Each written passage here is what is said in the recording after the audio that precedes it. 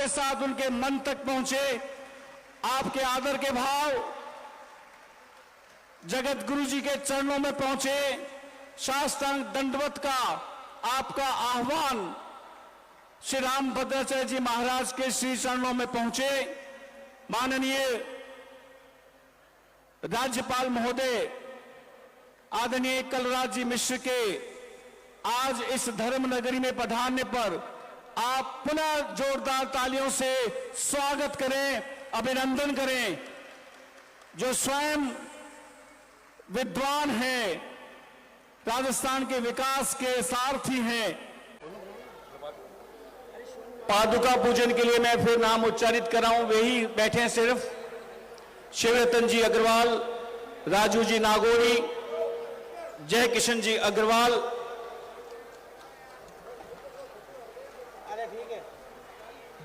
सोनू चड्डा, उत्तम जी भाटी, विजय जी खत्री, श्री रमेश जी शर्मा, रवि छंगाणी, भूपेंद्र जी शर्मा। उपस्थिति इस समय माननीय राज्यपाल महोदय राजस्थान आदरणीय कलराज जी मिश्र, हम सबके पूरे देश के आदरणीय तुलसी पीठाधीश्वर जगत गुरु श्री राम भद्राचार्य जी महाराज इस समय बिल्कुल आपकी तालियां भी पहुंचनी चाहिए। हजारों की संख्या में उपस्थित ये लोग इस बात का संकेत कर दें कि सरजूदास जी महाराज की कल्पना को मूर्त रूप मिल चुका है। समिति जिसके लिए बीकानेर वासी ऋणी रहेंगे कि उन्होंने हमारे दिव्य स्वरूप श्री राम भद्राचार्य जी महाराज को इस बीकानेर की धरा पर श्री भगवान जी अग्रवाल आदरणीय सरजूदास जी महाराज, जिनके कुशल नेतृत्व में ये समूचे देश विदेश में ख्याति प्राप्त श्री राम कथा जिसका आयोजन बीकानेर में हो रहा है, इस समय माननीय राज्यपाल राजस्थान श्री कलराज मिश्र जी का अभिनंदन हो रहा है बीकानेर की धरा पर। बीकानेर वासियों की ओर से जोरदार तालियों के साथ, क्योंकि बहुत कम अवसर आते हैं जब माननीय राज्यपाल महोदय हम सबका उत्साह बढ़ाने, हम सबको आशीर्वाद देने के लिए आते हैं। और ये गौरव तब बढ़ जाता है जब जगत गुरु हमारे बीच में है श्री राम भद्राचार्य जी महाराज, जिनका आशीर्वाद हमारी अमूल्य थाती है। इस समय पादुका पूजन संपन्न हुआ।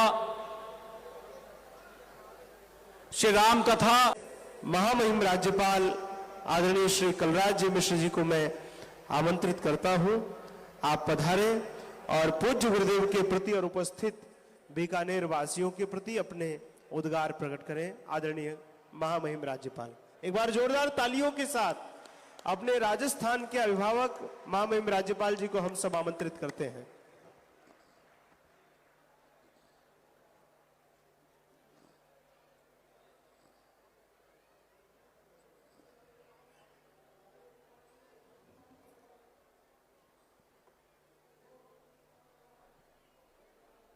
जय श्री राम, जय श्री राम, जय श्री राम। आज के इस भव्य आयोजन में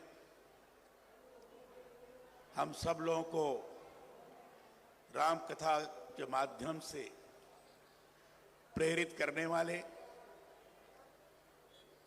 जगत गुरु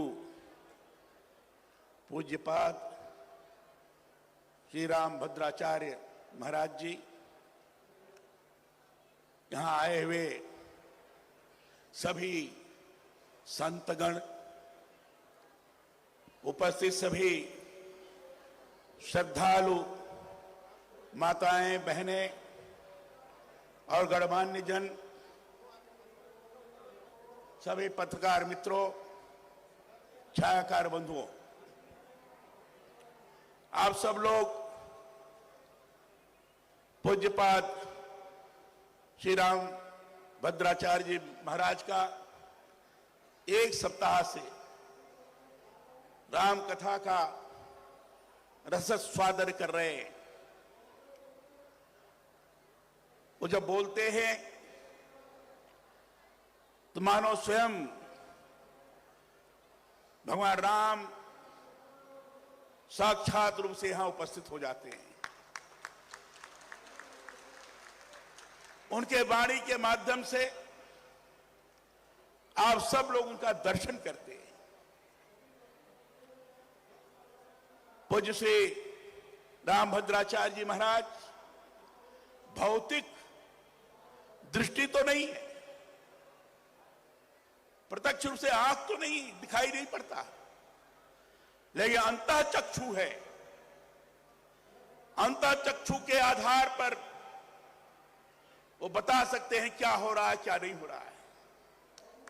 उनको यह अनुभूति है किस प्रकार के लोग हैं, कैसे लोग हैं। उनको चारों वेद का विस्तृत ज्ञान है, उपनिषदों का ज्ञान है, पुराणों का ज्ञान है, विभिन्न विषयों को बड़े ही सुंदर ढंग से प्रतिपादित करते हैं और लेखन शक्ति भी अद्भुत है। आपको आश्चर्य रहेगा, आप कहेंगे जब देख नहीं सकते तो लिख कैसे सकते हैं।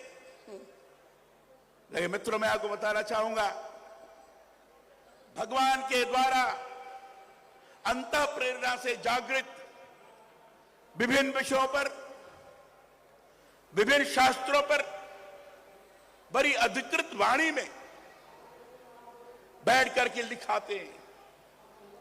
उनके साथ लेखक बैठता है, ये बोलते जाते हैं, लेखक लिखता जाता है, लेखक थक जाता है, लेकिन पूज्यपाद रामभद्राचार्य जी बोलते रहते हैं, चलते रहते हैं। यह शास्त्र की अधिकृत प्राणी बोलते हैं। सबको आश्चर्य होता है कि ये तो अध्ययन कर नहीं पाते, प्रत्यक्ष पढ़ नहीं पाते, आखिर बोलते कैसे। मित्रों, मैं आपको बताना चाहूंगा, अद्भुत प्रतिभा के धनी है।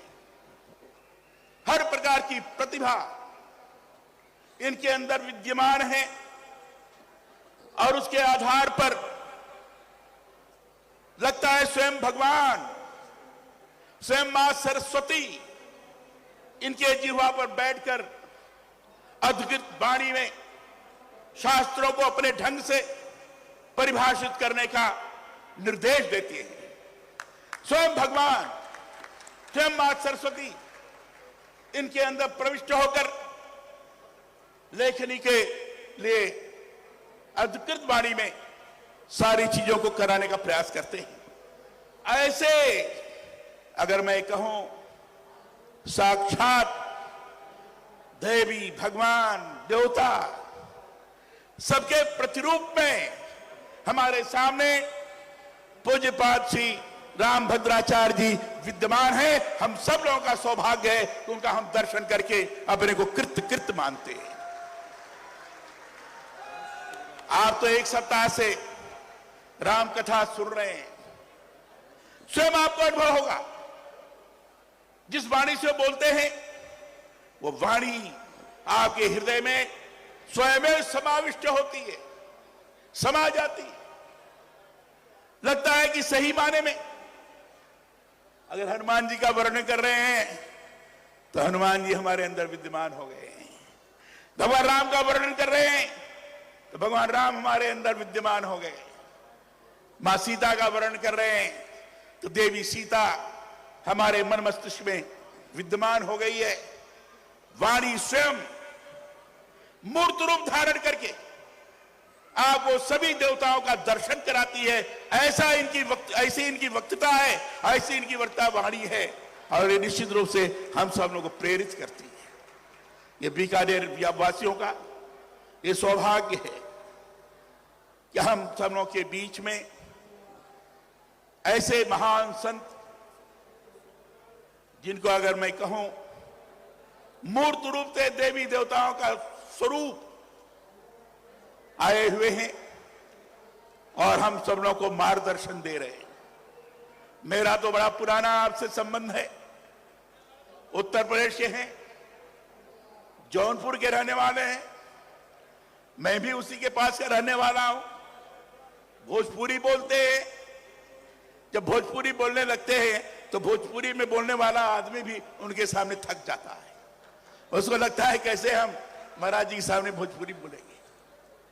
जब बच्चों से बात करते हैं तो लगता है बालक हो गए। अभी मुझे बता रहे थे कि भरतपुर में एक भक्त हैं उनके, वहां गए थे तो छोटी सी बालिका जो 7-8 महीने की बता रहे थे, 1-2 घंटे उनके पास खेलती रही। लगा कि उस बालिका का महान संत के साथ पूर्व जन्म का कोई संबंध है। 2 घंटे तक मां की उसने चिंता नहीं की। यह अद्भुत हृदय की निश्चलता है, सहजता है। सहजता और निश्चलता के अंदर ही भगवान का वास होता है। ऐसे सहज और निश्चल व्यक्तित्व के धनी, प्रतिभा के धनी हमारे रामभद्राचार्य जी महाराज हैं। भगवान राम की कथा आपके सामने वर्णन करते हैं। आज मैंने सुना सुंदरकांड का वर्णन होगा, आप उसको बड़ा प्रेम से सुनेंगे। उनके सामने मैं राम जी के बारे में, कथा के बारे में कुछ कहूं यह उपयुक्त नहीं लगता। उनके ही द्वारा सुनी हुई बातों को धारण करके हम लोग प्रेरणा प्राप्त करके यहां से जाएं, बहुत अच्छा होगा। आपका 75वां वर्ष पूरा हो रहा है, आरंभ होगा और अमृत महोत्सव आप मना रहे हैं। 14 जनवरी से लेकर 22 जनवरी तक अमृत महोत्सव होगा। रथ यात्रा प्रारंभ हो गई है, पूरे देश भर में भ्रमण करके 14 जनवरी को अयोध्या में आएगी। 14 जनवरी से लेकर 22 जनवरी तक महान संत श्री रामभद्राचार्य महाराज जी का जन्मदिन मनाया जाएगा, अमृत महोत्सव मनाया जाएगा। मेरी आप सब लोगों के साथ मिलकर यह शुभकामना है कि अमृत महोत्सव सफल हो और आपको और भी लोगों के अंतर्गत आप साथ होने की दृष्टि से प्रेरित करता रहे। यही शुभकामना व्यक्त करते हुए मैं महान संत के चरणों में प्रणाम करते हुए आप सब लोगों को बधाई देता हूं। यहां आयोजक के रूप में राष्ट्र संत जिनकी पदवी दिया है स्वयं भद्राचार्य जी महाराज जी ने, राष्ट्र संत श्री सरजूदास जी महाराज यहां विद्यमान हैं। इन्होंने भी इस कार्यक्रम को सफल बनाने में अपना महत्वपूर्ण भूमिका का निर्वहन किया है। इनको भी मैं बहुत बहुत शुभकामना देता हूं। बहुत बहुत धन्यवाद। आप सब लोगों के चरणों में मेरा प्रणाम। बहुत बहुत धन्यवाद। क्या बात।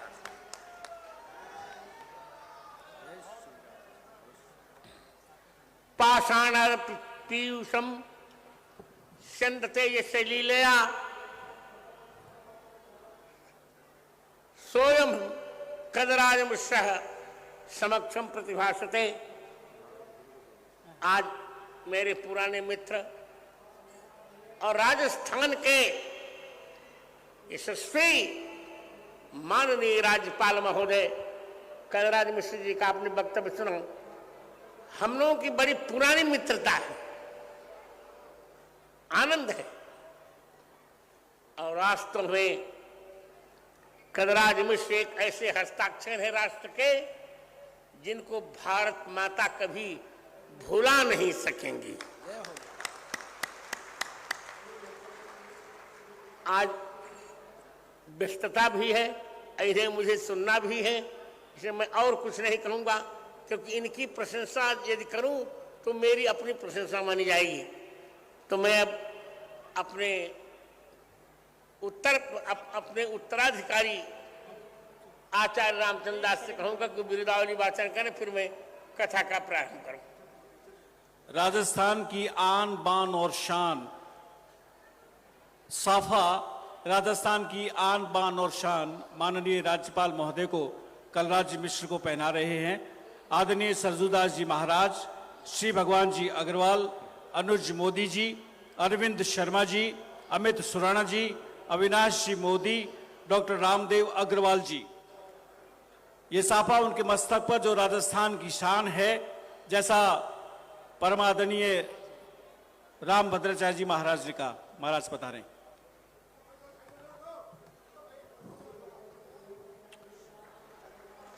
आदरणीय राज्यपाल महोदय के उद्गार पूज्य गुरुदेव के प्रति हम सब ने सुने।